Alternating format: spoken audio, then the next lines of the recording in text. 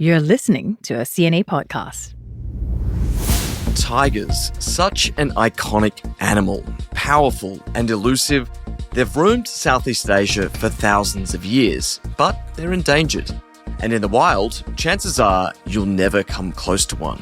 Today we have the good news about tiger conservation in the region. Hello and welcome to Climate Conversations. I'm Jack Board. Hello, Liling Tan, as always.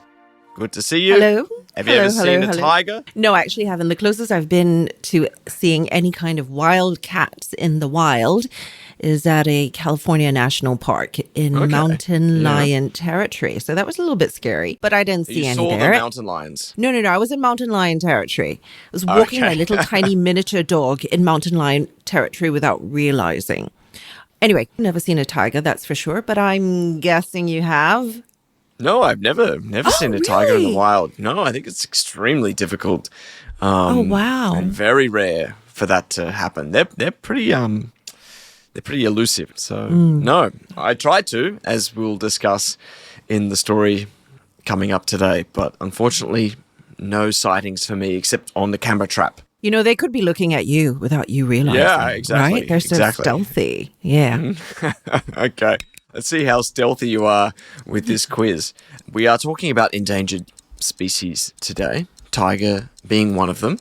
I want to know how well you know some of the other animals in our part of the world.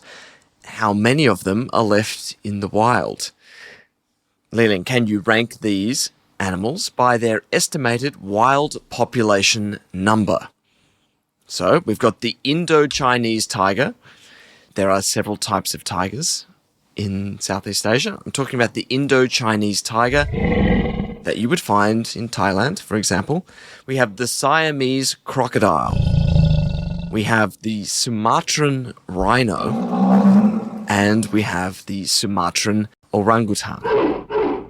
So Indo-Chinese tigers, Siamese crocodiles, Sumatra rhino, what was it, Sumatran orangutan? From smallest population to largest, or any way you want to do it. All right, so let's have a think about it, so we give our listeners a chance to think about it too, and then they can write their comments, and we'll see. Okay, see how well you do at home. See if you can beat Liling on this one. Answers at the end of the pod. Now for our main story this week. So, I'm sitting on the back of a pickup truck, traversing along a dirt trail through thick and dry evergreen forest. This is the home to all sorts of animals, black bears, elephants, tapirs. But today, the research crew and national park rangers are on a tiger hunt, one designed to save the big cats. Their traps of choice are camera traps. This is Mae Wong National Park, some 360 kilometres northwest of Bangkok. And it's here that tigers are making a big comeback. So wait, it sounds like you were having an Indiana Jones moment there, Jack. Or perhaps channeling David Attenborough, you know.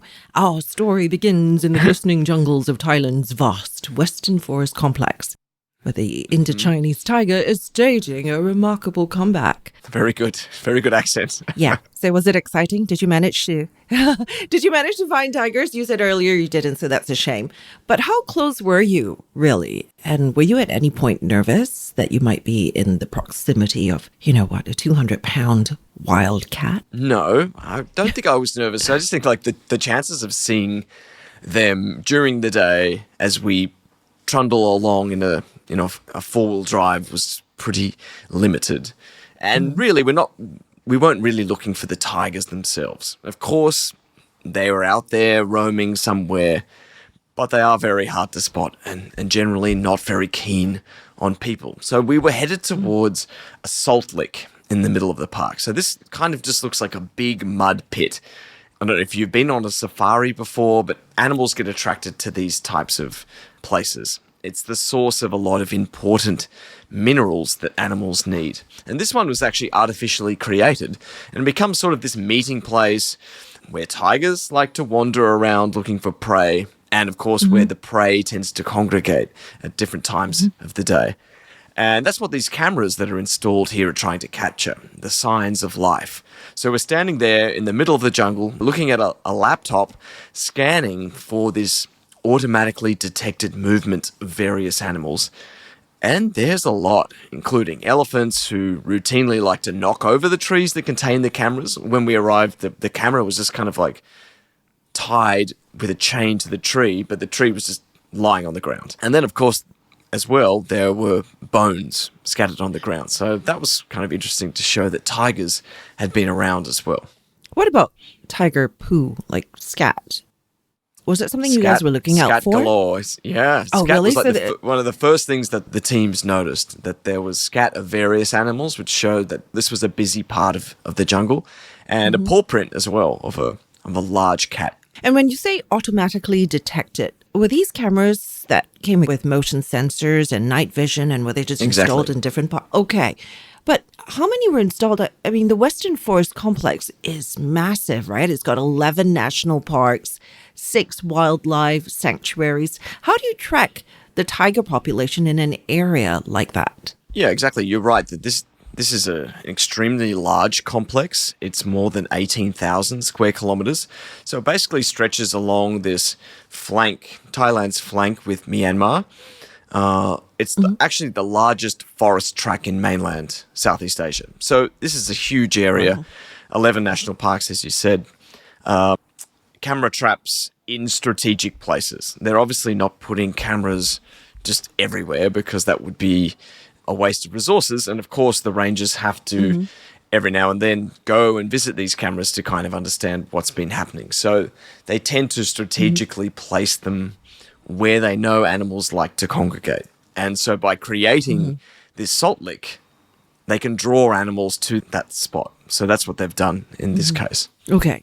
So we know for decades that tiger numbers around the world have been dwindling, and this is due largely to hunting, poaching, habitat loss, infectious diseases as well. I think now globally we've got something like 5,000 tigers in the wild. Am I right? Around that number, yeah. And, you've mentioned in your article too that numbers have been rebounding slowly but surely in countries like India and Nepal, but they have largely been declining in Southeast Asia. And Thailand, you say, is bucking this overall trend in the region? That's right. So right now in Mae Wong alone, there are 9 tigers that are believed to be living in just this national park.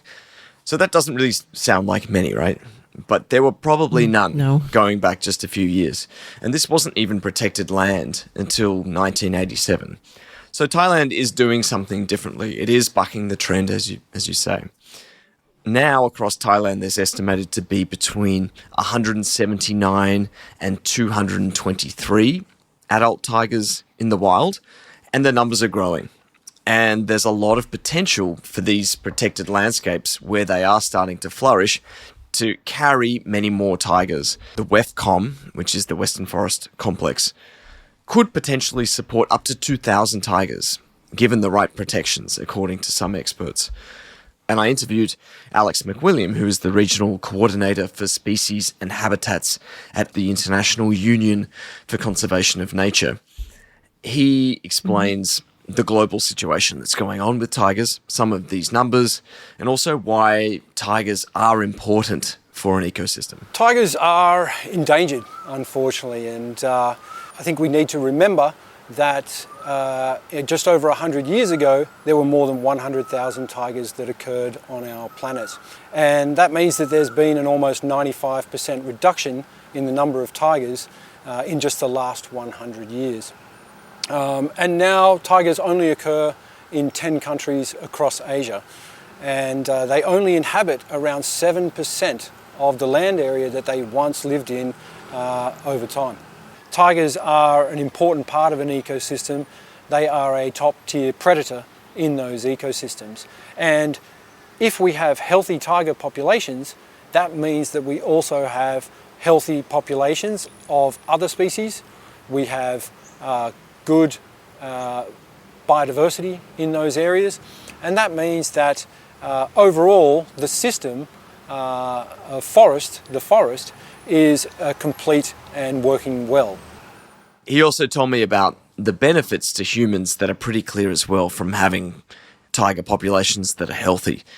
And tiger conservation efforts do more than just protect tigers. They can improve things like economic security for local population, they can strengthen food and water systems, and also empower communities in the land that they inhabit. So, how do healthy tiger populations actually lead to healthy populations of other species like, prey species? I mean, more tigers mean they need more prey, right? Wouldn't the prey population deplete? Yeah, so you're right. They're not just focusing on the tigers because it's the prey that matters. Yes, the tigers are hungry. They're going to eat the prey. And that's why we're calling them the prey. Apex predators and prey, Right. yes. If they have these food sources, they can expand their territories. They can grow in population. And in Mae Wong, actually what they're doing is focusing on increasing the number of deer, for example, and banteng. And they've already begun work on these dedicated off-site breeding centres of those particular species, which when they're ready, they're going to release into the wild. Oh, wow. So I think that's kind of interesting. Like, you're just rearing these deers and then you're like, okay, good luck out into the tiger habitat. That's interesting. So they're kind of plumping up the prey population to sustain the increasing tiger population. That makes sense. Now, the other thing is, we know, Jack, that conservation generally is really slow and also very tough to execute effectively. How did Thailand manage to do what so many others couldn't? Yeah, that's a key point that experts I spoke to have made. That this is such a difficult thing to do. Like, saving a species involves so many moving pieces. So let me unpack a little why Thailand has succeeded in this case, or is succeeding. Of course, it's not the end of the story. It's not to say the situation is perfect and that there aren't many other issues with landscapes, with protected areas, with communities, other species. But in this Western forest complex, I think what has been important is this holistic and long-term approach to environmental management with a goal in mind, which is to allow tigers to expand and to survive. Firstly, I think Thailand has prioritized gazetting large areas of land for protection, and then you add the other ingredients. In this case, it's scientific research. It's the species monitoring, actually knowing what animals and how many of them are out there, and that's the camera traps. Then the smart patrols, like the one I went on, and the local information campaigns to involve local communities. So the answer, I think, is to have data to understand the situation. This data, if you look back even 15 years ago, it's very vague. We have rough ideas of how many tigers are out there. And then you have the buy-in from various groups. And I think overall, this situation is helped by the iconic nature of the tiger itself. And another expert told me, quote, there's very few iconic species or issues quite as compelling as tiger conservation. And that's very powerful, and it has largely been capitalized on in Thailand. Oh, these are dangerous creatures and they don't like to live with or near people generally. What considerations are there about the human-wildlife conflict? You quoted Mick William in your article saying that overall, tigers coming closer into contact with humans can be very negative. And we're talking about damage to property, but also loss of life, right? What protections are there then for both man and beast when tiger populations increase and they venture into where people live? Because that would kind of be scary. There's definitely a balancing act between population numbers and where these tigers will choose to roam, because as someone told me, the tigers don't have passports. They don't have a sense of this is the end of their boundaries. They will go where there is food, and tigers are wide roaming animals, and they will come into contact with people, and they will kill livestock. They could kill people. And we've seen some of these issues actually occurring in India and Nepal, where very successful conservation has led to more human-wildlife contact. That's right. So a lot of this is around the fragmentation of our natural landscapes. Are we creating corridors for wildlife to move safely and be away from humans, or are we breaking down the connectivity between forests, for example? Are we building new roads? Are we building new agricultural lands? that would cause tigers to come into contact with people. So there are a lot of considerations about land management, how we gazette land in certain ways. Community forests play a big role in this. They're the buffer zones between animals and people. Right. Both are benefiting from that shared space. So, yeah, a lot of strategies and a lot of thought going into this. But you're right, it will be a consideration if these conservation programs continue to work well. If you want to read more and see some of the images of the tigers captured on camera traps throughout Mae Wong, go and check out Jack Bort's story on cna.asia. Oh, very kind of you. Yes, that would you're welcome. Be great. The video's on YouTube as well. You can check it out. Okay, now it's weather time, Liling. Update, it's still cool in Thailand. It's ridiculous. It's so good. I told you it's going to be cool for a while. Okay, what's not in much store? has changed since the last we talked about the cool weather in Bangkok, and you can continue to expect that. So first, let's start with Singapore, and this is based on a collection of various weather sources, including my cell phone. So in Singapore, expect rain. What, not scientific enough for you? So in Singapore, Glad you've expect done your rainy... research. In Singapore, expect rainy days with a possible break in the clouds this Saturday. Mild temperatures won't get hotter than 32 degrees Celsius. In Kuala Lumpur, you'll see a mixed bag of rain and sun as well, with similar conditions. In Bangkok, where Jack Board is, sunny all day, every day for the next few days, with highs of 34 degrees Celsius. But yes, you still get that coolish climate for now. In Hanoi, mild conditions with some cloud cover and cool breezes. Jakarta and Nusantara, very high chance of rain, and more rain for the next few days. Back to you, Jack. Okay, back to our quiz question. To repeat it for you, can you rank these endangered species by their estimated wild population number? The animals again, the Indo-Chinese tiger, the Siamese crocodile, the Sumatran rhino, and the Sumatran orangutan. Okay, so I'm going to start with the smallest population, and I'm going to go with the Sumatran rhino, because, rhino horn poaching and all that. And then I'm going to go with the Sumatran orangutan. Mm-hmm. And then Indo-Chinese tiger, and then Siamese crocodile. Okay. So, that's one. One is correct. One is correct. But you just have one out of place, which is ruining everything for you. Oh. You're correct that the Sumatran rhino is the most endangered. Less than 50 now in the wild. So a precarious situation for them. The second most endangered is the Indo-Chinese tiger that we've been talking about throughout this episode. About 300. Of course, all of these numbers are just rough estimates and they change with time and with conservation, but about 300 of those. The Siamese crocodile is third.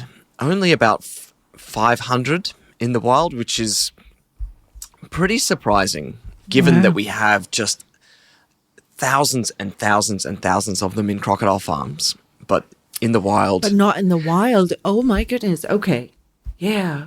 Yeah, and most of those are in Cambodia, who's been enjoying some conservation success with those crocodiles. And the least endangered, but still endangered, is the orangutan. There's about 14,000 of those particular friendly critters. Oh. Hairy, orange, friendly critters. Are their numbers going up or down, do you know? Because there's so much attention on them. There are different types of orangutans as well, like there are with rhinos, crocodiles, etc. So, but these, don't press me too hard. Okay, I won't. All right. Okay, that's it for this episode of Climate Conversations. Thanks for joining us. Please give us some feedback or come and connect with us on LinkedIn if you like. We're there. We're sharing stuff all the time. And thank you for joining us. This is Liling Tan. I hope you did better than I did in today's quiz. Until next week. Bye-bye. I'm Jack Board. Thanks as always to the team that put together this podcast. Arjun Bala, Saye Win, Tiffany Ang, Janani Johari, and Crispina Roberts.